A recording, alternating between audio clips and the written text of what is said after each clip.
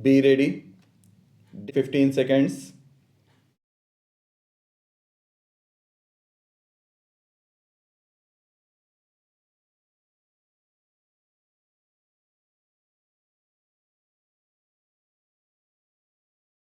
Sir, the directorates of industries of the states, which are the implementing agencies of the programs of small scale industries development, are expected to ensure this.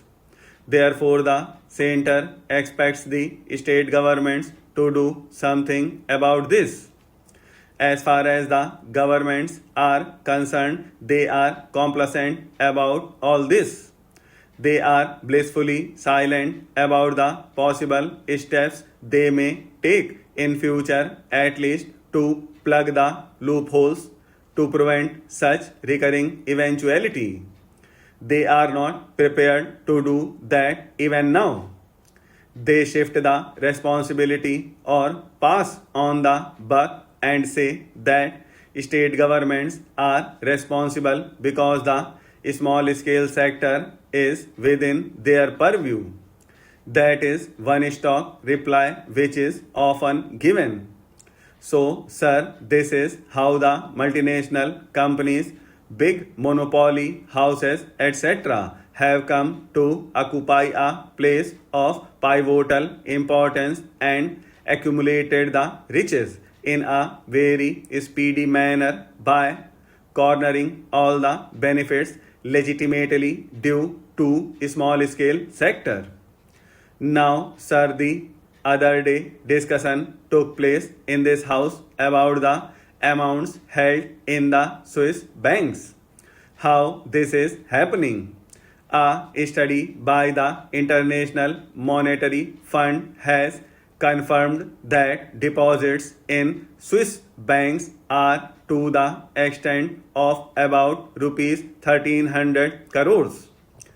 At least 15 to 20 times that money lies in the secret accounts of the Indians in the banks of Hong Kong, USA, and several other places. Sir, it is estimated that the total amount thus comes to about rupees 30,000 crores. This figure is again escalating at the rate of 15 to 20% per year. Last year, foreign trade was of the order of about rupees 3,000 crores. At least 10% of this cost goes towards secret accounts, which covers trade only. There are defense and other contracts also.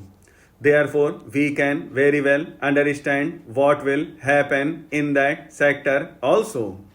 Instead of the money being made available for this country, it is being kept elsewhere in furtherance of their own interests.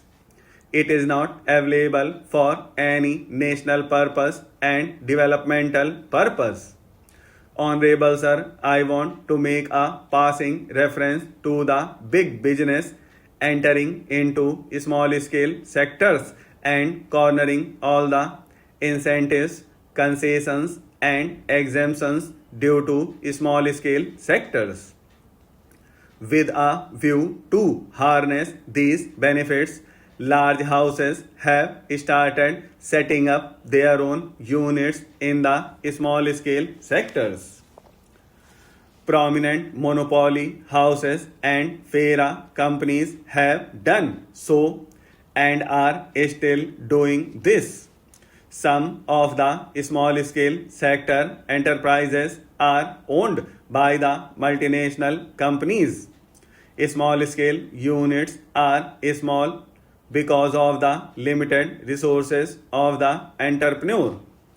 The definition of the small scale sector, which is so changed as to permit monopoly houses to enter into the small scale sector. Therefore, what I urge that the minister should give a considered thought to the definition of the small scale sector, which is giving every scope to the multinationals to enter into small scale sector and corner all the benefits. The monopoly houses enter the small scale sector, and several companies numbering 290 are in the small scale sectors because of the lacuna in the definition which is deliberately retained. I use the word deliberately. I am sorry if I am wrong, I may be corrected. I will be too happy for that corrections. Large houses entry in the small scale sector by virtue of their large resources, both technical and commercial places the real small scale manufacturer at a definite disadvantage. He is eliminated. He is being annihilated. The big shark is eating the small fish. There is no turnover ceiling. There is no reference to the character of ownership. There is a constant upward revision of investment ceiling. I give a more glaring example of an electronic company, Western for instance.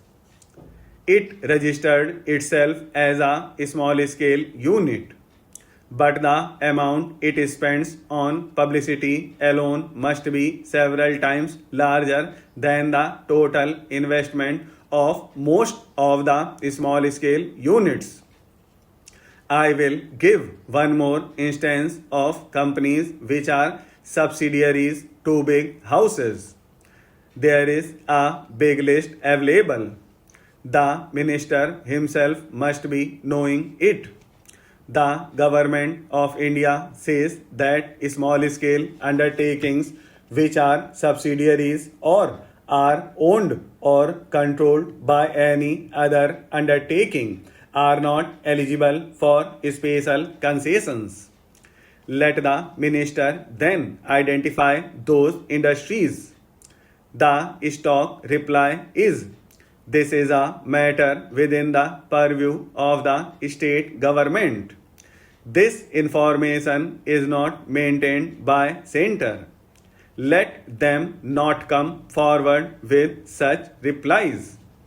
When I put a question, a reply come that the information was not maintained by the center. This was the reply. Is the government in the dark, or do they want us to be in the dark?